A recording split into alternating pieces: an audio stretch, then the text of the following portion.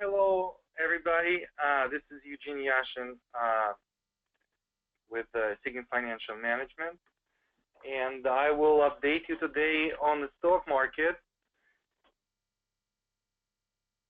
Please take a moment and look for our disclaimers and disclosures.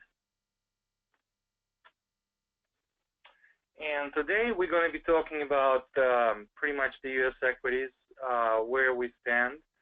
I will update you on the size and style cycles.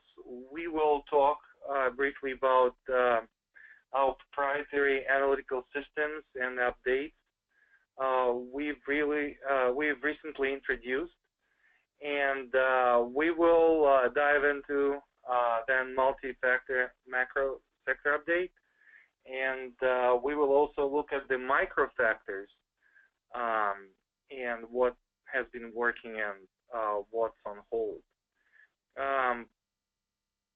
We will take a look at our strategical equity portfolio and strategic dividend equity portfolios, and we will talk about the changes we have recently made to those portfolios.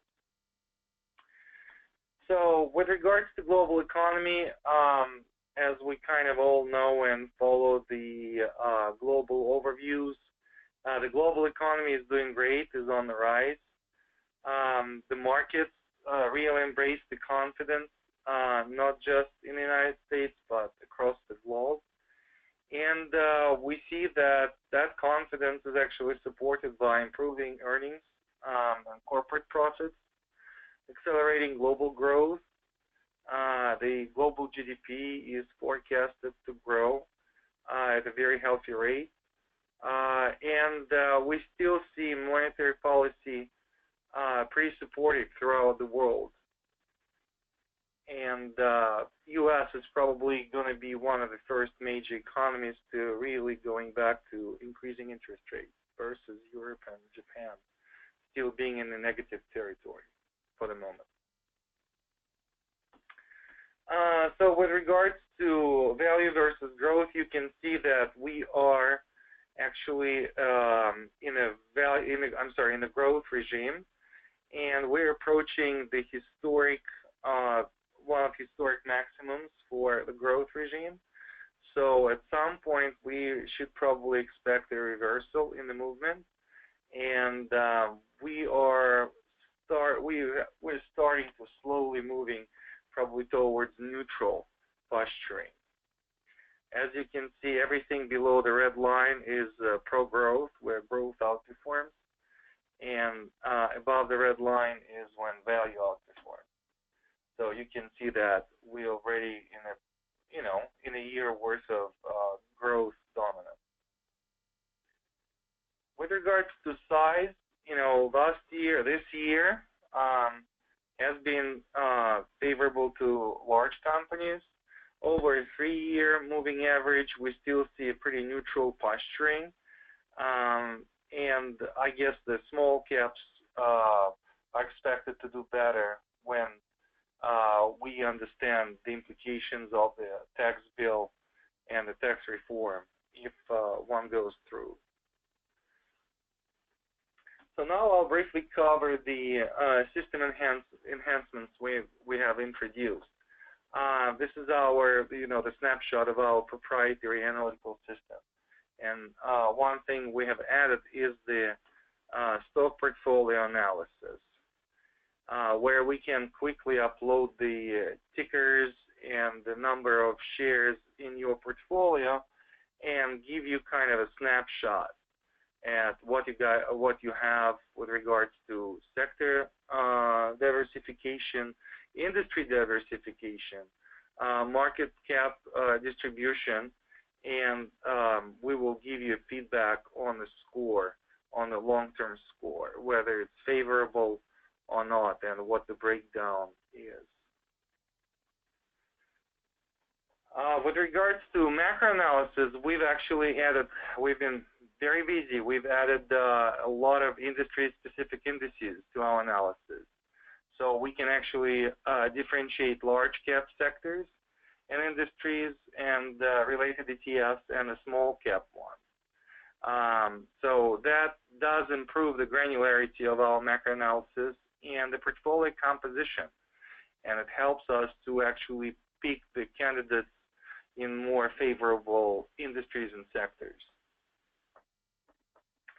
When we look at the macro view and macro factors, we still see very bullish sentiment. As you can see from this chart, although the yield curve slope is kind of low, so are the credit spreads. So we see that the yield curve being kind of flat is the result of anticipated, short-term interest rates going up, but the long-term interest rates are not bulging yet. Our multi-factor macroeconomic forecast still favors cyclical and pro-cyclical economic sensitive sectors: financials, industrials, materials, technology, real estate, and utilities. And we're kind of neutral with regards to energy and telecom, and have a negative outlook for consumer discretionary, consumer staples, and healthcare for the next 12 months. And this chart actually shows the fact that not only we're analyzing the sectors and the large cap companies in those sectors, we actually have the capability of analyzing the broader indices, which include medium and small cap companies. So again, from our macro analysis, we favor GARP and we select value. So GARP is growth at reasonable price regime, but we also see some pockets of value in sectors like financials, for example. We see that the earnings keep up and do not go through a mean reversion routine, and we see, as we discussed, the acceleration of the global economy. So this chart actually shows the micro view when we look at hundreds of factors pertaining to individual companies, and we look across 3,500 companies. You can see that through time, from 2009 through 2017, the end of the third quarter, the different factor groups and how they behave. If the factor group has a red light color, it underperformed. So the companies with good characteristic in growth, for example, underperformed in 2009, in June 2009, in that quarter. So you can see that we've just gone through a pretty substantial period of underperformance across the board for all the fundamental factors, but safety from 2015 through 2016 and even first quarter of 2017, some fact like growth and valuation didn't really work. But you can see that starting in June 2017, we actually see the reversal in factors. And in September 2017, our long-term S-score has turned green. So when we usually come out of recessions, be it the full-blown economic recession or what we experienced recently, the earnings recession, we usually have all the garbage stocks outperforming for a short, brief period of time, and then our all-encompassing fundamental score starts really kicking in and has a very long, substantial period of outperformance.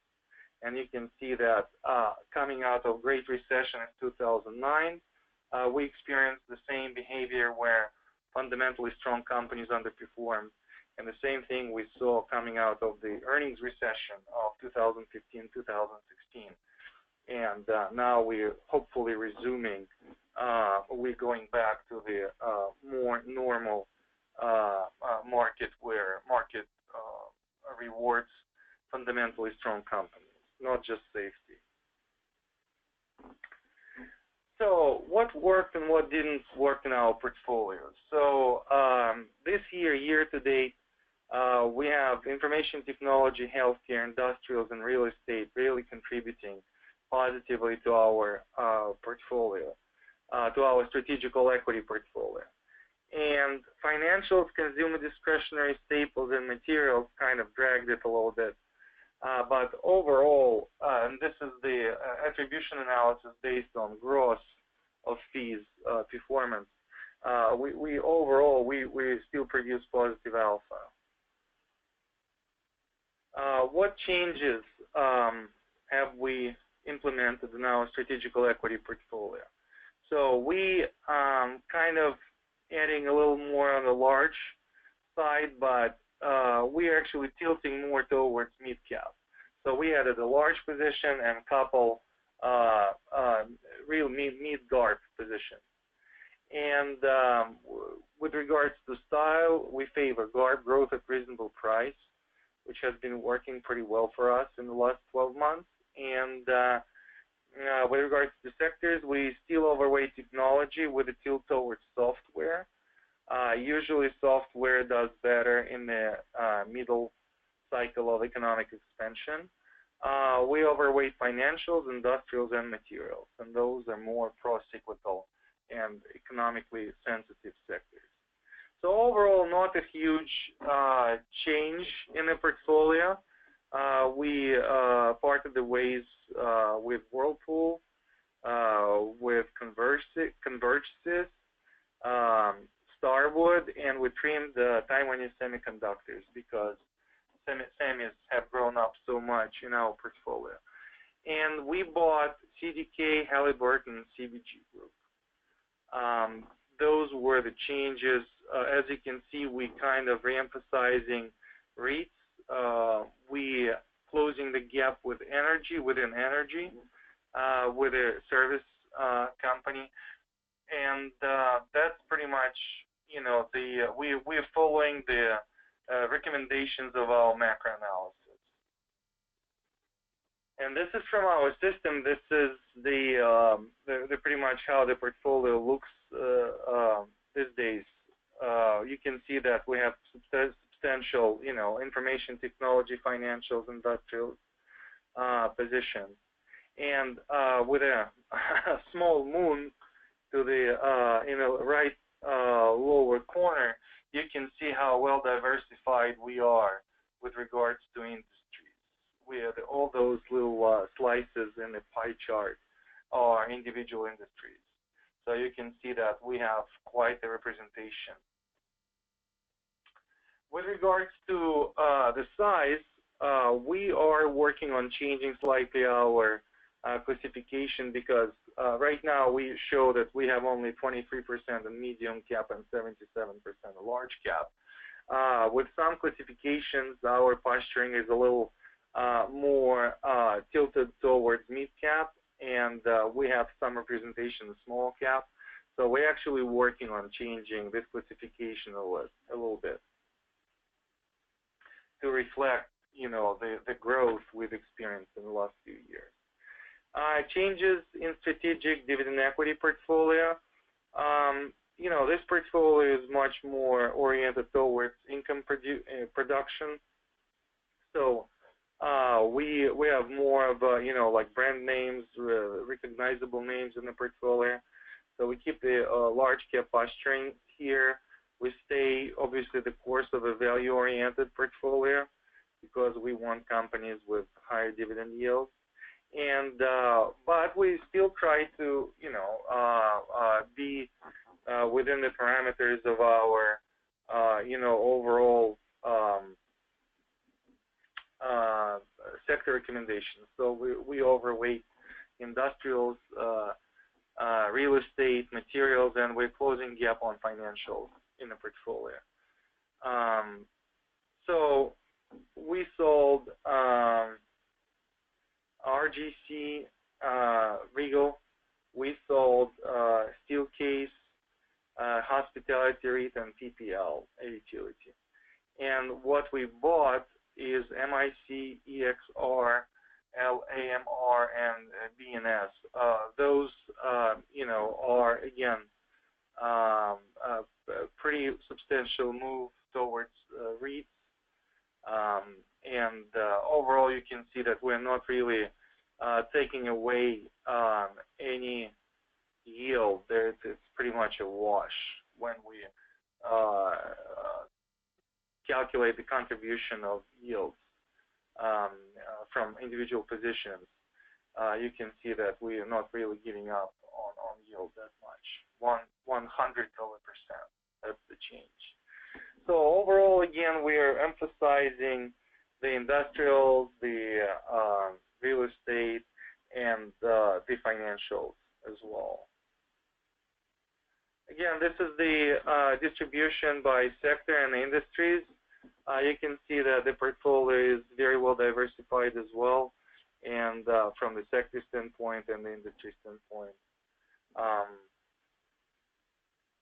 And from the market cap standpoint, we do see here a small representation of small caps, and that's because some of the small caps, especially in the energy sector, pay quite high dividends, and those dividends, for the most part, are not expected to go away.